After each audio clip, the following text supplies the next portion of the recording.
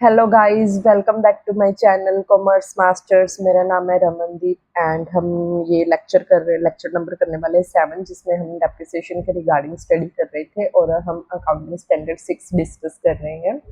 Accounting standard 6 में हमने depreciation का मीनिंग, उसके कॉजेज क्या है और हम डेप्रिसिएशन की नीड क्या है उसको लगाने की, है ना, वो सब हमने स्टडी करा था। और लास्ट लेक्चर में हमने स्टडी करा था straight line method and written down value method, यानी कि हम मेथड से डिस्कस कर रहे थे, जिसमें हमने प्रीवियस लेक्चर्स में straight line method and written down value method discuss करा था। उसके एडवांटेजेस क्या हैं, डिसएडवांटेजेस क्या है, हमें कब स्ट्रेट लाइन मेथड यूज़ करना है, कब written down value method use करना है, या फिर इन दोनों में से कौन सा मेथड ज़्यादा बेटर है। तो लास्ट लेक्चर में हमने इन दोनों में डिफरेंस स्टडी करा था। आई होप सो आपको straight line method and written down value method दोनों अच्छे से समझ में आ गए होंगे। इन केस अगर आपको कोई भी प्रॉब्लम आती है तो आप मुझे कॉन्टैक्ट कर सकते हैं, आप मुझे कमेंट सेक्शन में बता सकते हैं। हम अपकमिंग वीडियोज़ में आपके वो डाउट्स को सॉल्व करेंगे और हम जल्दी से एक और लाइव क्लास लेके आएंगे फॉर एमसीक्यूज, ठीक है। तो आप देखते रहिएगा सारी वीडियोस। और आगे बढ़ने से पहले मैं आपको अपने बारे में बता देती हूँ। मेरा नाम है Ramandeep, B Com first division from Punjab university Chandigarh, M Com first division from university business school, qualified with JRF 99.88 percentile, all over India rank 60, ex data analyst रह चुकी हूँ at eClerx private limited and currently I am serving as assistant professor in commerce, ठीक है। तो आज का जो हमारा नेक्स्ट मेथड होने वाला है डेप्रिसिएशन का sum of years digit method, ये वैसे तो दो इंपॉर्टेंट है, straight line method and written down value method, क्योंकि ज्यादातर क्वेश्चंस आते हैं उन दोनों मेथड्स पे। लेकिन क्योंकि अगर कोई भी बच्चे जैसे कि ऑडिट इंस्पेक्टर का है या फिर PSSB के एग्जाम्स की प्रिपरेशन कर रहे हैं, जिनमें स्पेसिफिकली बीकॉम की डिग्रीज रिक्वायर्ड है और उन्होंने मतलब बीकॉम का सिलेबस दे रखा है, तो बच्चे फिर वो कहीं से भी आपको क्वेश्चन डाल सकते हैं। कहने को तो straight line method and written down value method ये दोनों इंपॉर्टेंट है, लेकिन आपको एक मीनिंग पता होना चाहिए, आपको बाकी मेथड्स के बारे में भी एटलीस्ट सम नॉलेज होनी चाहिए, ठीक है, ताकि इन केस आपको अगर उन मेथड्स पे क्वेश्चन आ भी जाए तो आपको एक आइडिया हो, उस क्वेश्चन को आप सोल्व कर सकें, ठीक है। तो ज़्यादा टाइम ना वेस्ट करते हुए हम बाकी के जो मेथड्स हैं वो डिस्कस करेंगे वन बाय वन। मैं आपको कंफ्यूज नहीं करना चाहूँगी, इसलिए मैं क्या है एक एक मेथड करके शॉर्ट वीडियोस लेके आऊँगी, ठीक है। तो हम वन वीडियो में एक मेथड ही कवर करेंगे, ठीक है, या फिर एक वीडियो में दो मेथड कवर कर लेंगे जो छोटे छोटे होंगे, ठीक है। तो आज का मेथड है जो हम स्टडी करने वाले हैं वो है हमारा sum of the years digit method, इसको हम SYD मेथड भी कहते हैं, ठीक है। अब ये मेथड मैं आपको सिंपल लैंग्वेज में, अपनी लैंग्वेज में बताती हूँ। अब sum of the years digit method क्या कहता है कि हमने डेप्रिसिएशन तो हम चार्ज करते हैं, हम हर एक मेथड में क्या है एक डेप्रिशिएबल अमाउंट कैलकुलेट करते हैं। वो हम कैसे कैलकुलेट करते हैं, जो कॉस्ट होती है एसेट की उसमें से हम स्क्रैप वैल्यू माइनस कर लेते हैं, है ना, फिर उसको डिवाइड कर देते हैं ओवर द यूजफुल। ये हमारी क्या आ जाती है, जब हम कॉस्ट में से स्क्रैप वैल्यू माइनस कर देते हैं तो हमारे पास क्या आ जाती है, डेप्रिशिएबल अमाउंट आ जाती है, ठीक है। यानी कि जो पूरी एसेट की जो फुल वैल्यू जो डेप्रिशिएट होनी है, ठीक है, वो हमारे पास आ जाती है। जब हमने इसको पर्टिकुलर ईयर में, यानी कि हर साल हम कितनी डेप्रिसिएशन चार्ज करने, तो हम उसको क्या करते थे, as per straight line method हम उसको क्या करते थे, यूजफुल लाइफ के साथ डिवाइड कर देते थे, किसको, डेप्रिशिएबल अमाउंट को। तो पर्टिकुलर ईयर की, यानी कि हर एक ईयर की हमारे पास क्या है, डेप्रिसिएशन की अमाउंट आ जाती थी। करना हमने सम ऑफ ईयर्स डिजिट मेथड में भी ऐसा है, लेकिन हमारा जो डेप्रिसिएशन को कैलकुलेट करने का फॉर्मूला होगा वो क्या होगा, depreciable amount into remaining years. Remaining years कैसे बच्चे, रिमेनिंग ईयर्स यानी कि अगर आप फर्स्ट ईयर में डेप्रिसिएशन चार्ज कर रहे हो, ठीक है, और यूजफुल लाइफ है मान लीजिए एसेट की 5 ईयर्स, ठीक है, डेप्रिशिएबल अमाउंट को आप मल्टीप्लाई करेंगे, फर्स्ट ईयर की स्टार्टिंग में कितने ईयर्स बचे, 5 ईयर्स ही बचे ना, उसकी यूजफुल लाइफ अभी स्टार्टिंग में मतलब 5 ईयर्स ही बची हुई है ना, तो आप उसको 5 से मल्टीप्लाई करेंगे और आप डिवाइड करेंगे, किससे डिवाइड करेंगे, जो उसकी ईयर्स की लाइफ है उसके सम से, यानी कि 5 + 4 + 3 + 2 + 1, ठीक है, उसके टोटल से आप उसको क्या करेंगे, डिवाइड कर देंगे, ठीक है। तो ये हमारे पास क्या आ जाएगी, डेप्रिसिएशन। इसको हम आगे एग्जांपल के साथ भी करेंगे, फिर आपको और भी ज़्यादा अच्छे से समझ में आएगा। हम अभी यहाँ पे पहले इसको डिस्कस कर लेते हैं, ये स्लाइड क्या कह रही है ma'am. According to this method, depreciation is charged as under tabular method following the concept that depreciation is charged as a measure of years। हम इस मेथड में क्या करते हैं कि डेप्रिसिएशन चार्ज करते हैं कि टेबुलर मेथड को फॉलो करके, यानी कि हम एक टेबल बनाते हैं, ठीक है, जिसमें जैसे कि ये हम ऐसे एक टेबल बनाते हैं, एक साइड पे हम ईयर्स ले लेते हैं, फिर ईयर्स कितने पीछे रह गए, फिर डेप्रिसिएशन को हम कैलकुलेट करते हैं। यानी कि फर्स्ट ईयर के एंड में रिमेनिंग ईयर्स कितने बचे डेप्रिसिएशन चार्ज करने के लिए बचे, 5 ईयर्स ही बचे ना, अगर useful life of the asset is 5 years, ठीक है। तो फर्स्ट ईयर में पीछे स्टार्टिंग में कितने ईयर्स बचे डेप्रिसिएशन लगाने के लिए, 5 ईयर्स। ऐसे ही सेकंड ईयर में कितने पीछे ऐसे ईयर्स बचे डेप्रिसिएशन लगाने के लिए, 4 ईयर्स, ठीक है, क्योंकि फर्स्ट ईयर की डेप्रिसिएशन आपने ऑलरेडी चार्ज कर ली है और उसकी यूजफुल लाइफ है एसेट की कितनी, 5 ईयर्स। तो फर्स्ट ईयर की चार्ज होगी तो सेकंड ईयर में कितने ईयर्स रिमेनिंग बचे, 4 ईयर्स। ऐसे ही थर्ड ईयर में कितने रिमेनिंग ईयर्स बचे, 3 ईयर्स। और 4 ईयर्स के बाद रिमेनिंग ईयर्स कितने बचे, 2 ईयर्स। एंड फिफ्थ ईयर में रिमेनिंग ईयर कितना बचा, 1 ईयर, ठीक है। अब आपको क्या करना है, रिमेनिंग ईयर्स आपने कैलकुलेट कर लिए, डिटरमाइन कर लिए। अब आपको क्या करना है कि ये जो 5 ईयर्स है, ठीक है, 5 1 + 2 + 3 + 4 + 5, ठीक है, आपको ऐसे करना है, या फिर आप इसको ऐसे भी कर सकते हैं, 5 + 4 5 + 4 + 3 + 2 + 1, ठीक है। इनका टोटल आपको लेना है, इन सारे ईयर्स का, जो जितनी भी उस एसेट की यूजफुल लाइफ है। अगर उसकी यूजफुल लाइफ 5 ईयर्स है तो आपको 5 + 4 + 3 + 2 + 1 करना है। अगर उसकी यूजफुल लाइफ 6 है तो आपको 6 + 5 + 4 + 3 + 2 + 1 करके यहाँ पे टोटल डिटरमाइन कर लेना है, ठीक है। ऐसे आपको कैलकुलेट कर लेना है। फिर डेप्रिसिएशन कैसे हम कैलकुलेट करेंगे वो हम आगे एग्जाम्पल लेके चलते हैं, ठीक है। This is a variation of the written down value method wherein the depreciation decreases year on year but it is variant of number of years. Written down value method में क्या था कि जो depreciation है हर ईयर क्या है आपकी decrease होती जाती है, लेकिन इसमें क्या है आप नंबर ऑफ ईयर्स को कंसीडर करके चलते हो। जैसे हमने यहाँ पे नंबर ऑफ ईयर्स लिए ना कि रिमेनिंग ईयर्स कितने रह गए, ठीक है, रिमेनिंग ईयर्स के हिसाब से हम क्या है डेप्रिसिएशन को डिटरमाइन करते हैं, ठीक है। Let us consider the following example very in machinery. अब वो हम एग्जांपल लेके चल रहे हैं, एक मशीनरी है जो हमने परचेज करी, कितने की बची, ₹200 की उसकी क्या है कॉस्ट है, और उसकी स्क्रैप वैल्यू कितनी है, ₹50, और उसकी यूजफुल लाइफ कितनी है, 5 ईयर्स, ठीक है। अब हमने डेप्रिशिएबल अमाउंट कैलकुलेट करेंगे, कैसे कैलकुलेट करेंगे, कॉस्ट ऑफ द एसेट में से हम स्क्रैप वैल्यू माइनस करेंगे तो हमारे पास उस एसेट की डेप्रिशिएबल अमाउंट आ जाएगी, ठीक है। वो कितनी आएगी, कॉस्ट कितनी है 200, उसकी स्क्रैप वैल्यू कितनी है हमारे पास 50 है, 200 - 50 तो डेप्रिशिएबल अमाउंट अब हमारे पास आगे कितनी 150, ठीक है।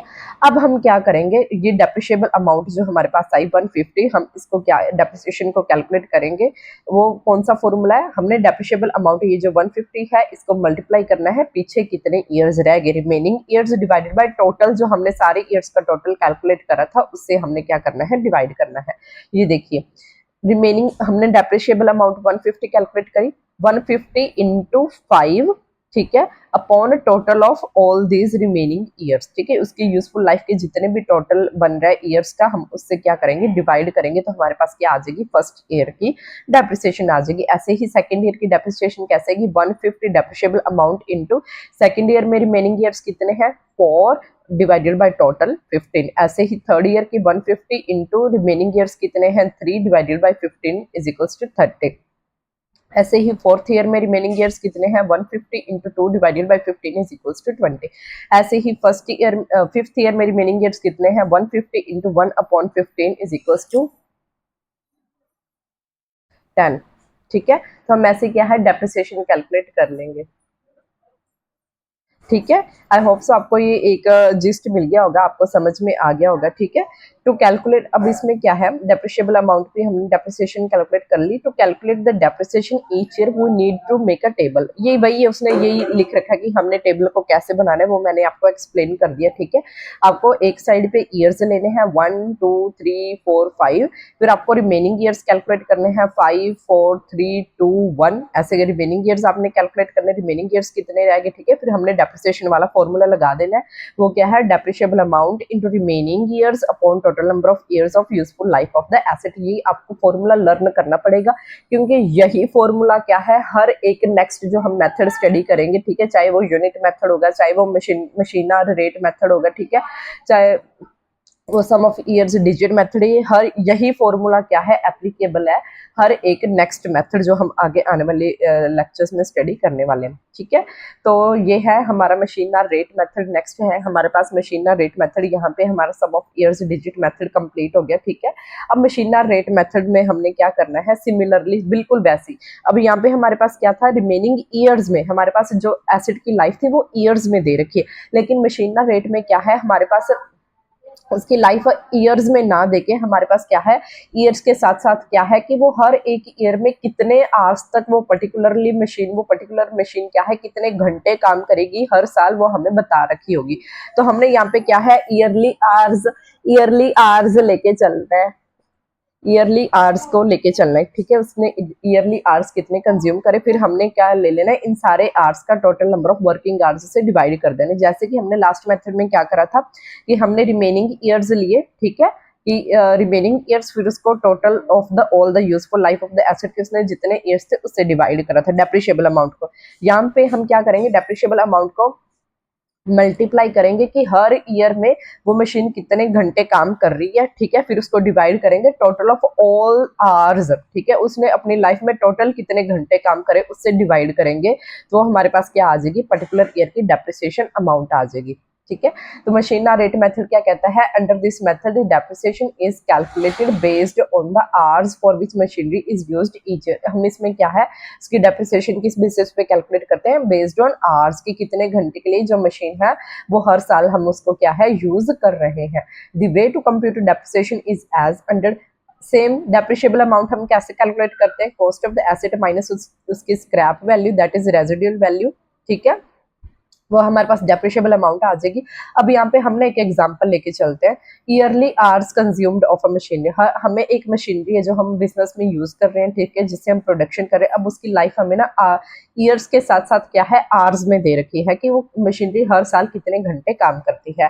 फर्स्ट ईयर में मशीनरी 100 घंटे काम करती है, 200 घंटे वो सेकेंड ईयर में, थर्ड ईयर में फिर से 100 घंटे काम कर रही है, ठीक है, फोर्थ ईयर में वो क्या है 150 आवर्स काम कर रही है, और फिफ्थ ईयर में क्या है वो सबसे ज्यादा यानी कि 250 आवर्स काम कर रही है। तो total number of working hours क्या होंगे बच्चे, 100 प्लस 200 प्लस 100 प्लस 150 प्लस 250, तो ये कितना आ जाएगा हमारे पास 800, ठीक है। इसको हमने ये फॉर्मूला यूज करना है और मशीन रेट मेथड के हिसाब से हमने डेप्रिसिएशन कैलकुलेट कर लेनी है। हमें ईयर्स दे रखे थे 1 2 3 4 5, क्योंकि हम ये प्रीवियस एग्जांपल ही लेके चल रहे हैं, ठीक है, जो हमने सम ऑफ ईयर्स डिजिट मेथड में ली थी कि 1 2 3 4 5, ठीक है, हमारे पास 5 ईयर्स उसकी यूजफुल लाइफ है एसेट की, ठीक है, और हर एक ईयर की हमें उसके आवर्स में कि उसने कितने घंटे काम करा वो दे रखा है, ठीक है। तो डेप्रिसिएबल अमाउंट क्या होगी, कॉस्ट ऑफ द एसेट कितनी थी 200 माइनस उसकी स्क्रैप वैल्यू कितनी थी 50, तो डेप्रिसिएबल अमाउंट हमारे पास कितनी आ गई, फिर से बच्चे 150 आ गई, ठीक है।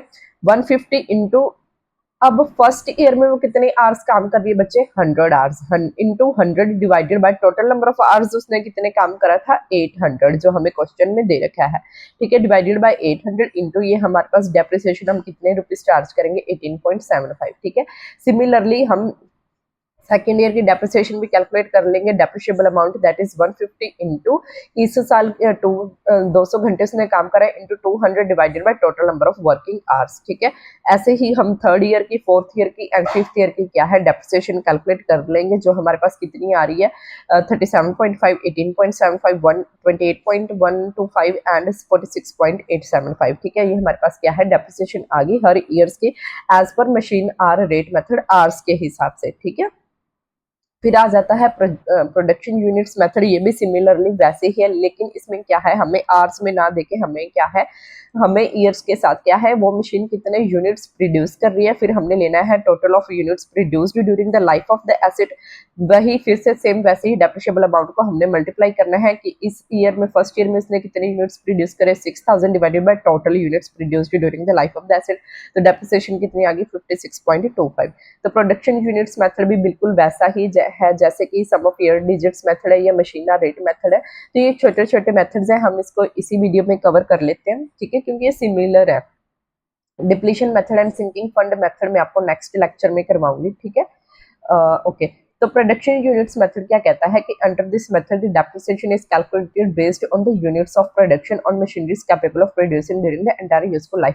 अब इसमें हम डेप्रिसिएशन किस बेसिस पे बच्चे चार्ज करेंगे, हम डेप्रिसिएशन को कैलकुलेट करेंगे ऑन द बेसिस ऑफ कि कितने यूनिट्स वो मशीनरी क्या है प्रोड्यूस कर सकती है अपनी लाइफ में, ठीक है, कितने यूनिट्स प्रोड्यूस करेगी उस हिसाब से हम क्या है उसकी डेप्रिसिएशन कैलकुलेट करेंगे। सेम वैसे ही हम डेप्रिशिएबल अमाउंट कैलकुलेट कर लेंगे, कॉस्ट ऑफ द एसेट, ठीक है, minus scrap value that is residual value, ठीक है, जो हम प्रीवियस एग्जांपल ही लेके चल रहे हैं 200 माइनस 50, तो हमारे पास 150 डेप्रिशिएबल अमाउंट आ जाएगी, ठीक है। अब हमने क्या करना है, इस डेप्रिशिएबल अमाउंट को मल्टीप्लाई करना है कि वो हर साल कितने यूनिट्स प्रोड्यूस कर रही है, divided by total number of units, जो टोटल यूनिट्स वो क्या है प्रोड्यूस कर रही है, उससे हम डिवाइड कर देंगे तो हमारे पास क्या है, वही पर्टिकुलर ईयर की क्या है डेप्रिसिएशन अमाउंट आ जाएगी। ठीक है, हमने एग्जांपल ले रखे ईयर्स कितने 1 2 3 4 5 ईयर्स की हमें उसकी यूजफुल लाइफ है। फर्स्ट ईयर में मशीन कितने प्रोड्यूस यूनिट्स कर रही है 6000, सेकेंड ईयर में 2000, थर्ड ईयर में 5000, फोर्थ ईयर में 1400 एंड फिफ्थ ईयर में 1600 वो क्या है यूनिट्स प्रोड्यूस कर रही है। ठीक है, तो हम डेप्रिसिएशन कैलकुलेट करेंगे, डेप्रिशिएबल अमाउंट इनटू 6000, इस ईयर में फर्स्ट ईयर में उसने कितने यूनिट्स प्रोड्यूस करे 6000 डिवाइडेड बाय टोटल, अब इन सबका total that is 6 plus 2 plus 5 plus 1400 plus 1600 कितना 16000 बनेगा। तो जब हम इसको कैलकुलेट करेंगे तो 56.25 आ जाएगा। ठीक है, ऐसे ही हम सेकेंड ईयर का ले लेंगे, थर्ड ईयर का, फोर्थ ईयर का एंड फिफ्थ ईयर का, तो ये हमारे पास क्या आ जाएगी, डेप्रिसिएशन की अमाउंट आ जाएगी on the basis of production units method. I hope so आपको प्रोडक्शन यूनिट्स मेथड हो गया, आपको मशीनरी रेट मेथड हो गया। ठीक है, और sum of years of digit method हो गया, वो आपको सारा समझ में आ गया होगा। इन केस अगर आपको कोई भी कंफ्यूजन या दिक्कत है, मैंने बहुत ही सबसे इजीएस्ट वे में मैंने बहुत कोशिश की इसको और भी इजी करूं, लेकिन इससे ज़्यादा इजी ये नहीं हो सकते ये मेथड्स। ठीक है, तो ये सबसे इजीएस्ट वे मैंने ढूंढा है हर एक बुक से, जो भी मेरे पास बुक्स थी या फिर ऑनलाइन सोर्सेज जो मेरे को मिले। ठीक है, सबसे इजीएस्ट वे में मैंने ये आपको क्या है मेथड्स को समझाने की कोशिश करी है। ठीक है, इससे इजी मुझे कहीं नहीं मिला, अगर आपको मिल जाए तो आप देख लेना, अदरवाइज ये आपके लिए सफिशिएंट है समझने के लिए कि मशीन रेट मेथड कैसे हम इसको कैलकुलेट करते हैं, डेप्रिसिएशन को, प्रोडक्शन यूनिट्स मेथड को हम कैसे यूज करते हैं। ठीक है, और sum of years digit method को हम कैसे यूज करते हैं। ठीक है, तो ये एक ही फॉर्मूला है। ठीक है, हर एक मेथड में आपको उस फॉर्मूला को लर्न करना है। ठीक है, लर्न क्या करना है, ईजी है बिल्कुल, लॉजिकल लॉजिक इसमें यूज करना है। ठीक है, यानी कि अगर आवर्स है तो आपको ईयर में कितने आवर्स वो कंज्यूम कर रहे हैं, total number of working hours से करना है। फिर अगर आपको वो दे रखा है प्रोडक्शन यूनिट्स मेथड के हिसाब से, तो कितने ईयरली मतलब यूनिट्स प्रोड्यूस कर रहे हैं, फिर टोटल नंबर ऑफ यूनिट्स से आपको उसको क्या करना है, डिवाइड करना है। ठीक है, ऐसे ही अगर सम ऑफ ईयर डिजिट मेथड्स है तो रिमेनिंग ईयर्स कितने रह गए। ठीक है, फिर उसको total of number of years of useful life of the asset के साथ आपको उसको क्या है, डिवाइड करना है। तो हमारे पास ये क्या है, तीनों मेथड्स को यूज करके हमारे पास क्या आ जाएगी, डेप्रिसिएशन आ जाएगी। ठीक है, नेक्स्ट है डिप्लीशन मेथड, ये भी बिल्कुल वैसा ही है, लेकिन हम इसको नेक्स्ट लेक्चर में कवर करेंगे। उसके साथ हम कवर करेंगे सिंकिंग फंड मेथड। ठीक है, सिंकिंग फंड मेथड थोड़ा सा लेंदी है, लेकिन सबसे ज्यादा क्वेश्चंस इसमें से आते हैं सिंकिंग फंड मेथड में। इनकेस अगर मैं बात करूं कम्पिटिटिव एग्जाम्स की, तो ये हम मेथड को बहुत ही अच्छे से डिटेल में कवर करेंगे। ठीक है, उसकी जर्नल एंट्रीज भी हम नेक्स्ट आने वाले लेक्चर में करेंगे। ठीक है, उसके एडवांटेजेस, डिसएडवांटेजेस और एन्युटी मेथड भी हम इसी के साथ डिस्कस करेंगे। Thank you so much guys, आप मेरे वीडियोस को लाइक कीजिए, अपने फ्रेंड्स के साथ शेयर कीजिए। आजकल आप साथ नहीं दे रहे, सपोर्ट नहीं कर रहे, और मैं सारी वीडियोस आपके लिए बिल्कुल, ये सारा कोर्स आपके लिए फ्री ऑफ कॉस्ट लेके आऊँ, लेकिन और भी हैं टीचर्स जो बहुत कम ऐसे होते हैं जो फ्री ऑफ कॉस्ट लेके आते हैं, मेहनत लगती है। बच्चा शेयर कीजिए अपने फ्रेंड्स के साथ, चैनल को सब्सक्राइब कीजिए। ठीक है, और मैं ज़्यादा भी नहीं आपको बर्डन दे रही, धीरे धीरे करके हम सारा सिलेबस कवर करेंगे। ठीक है, और ईजिएस्ट वे में कवर करेंगे, ताकि आपको कहीं से भी कुछ एक्स्ट्रा और कवर करने की ज़रूरत ना पड़े। डिटेल में हम कवर कर रहे हैं हर एक चीज़। थैंक यू सो मच, और पढ़ते रहिए, हंसते रहिए, मुस्कुराते रहिए, और मेरे चैनल को सब्सक्राइब कीजिए।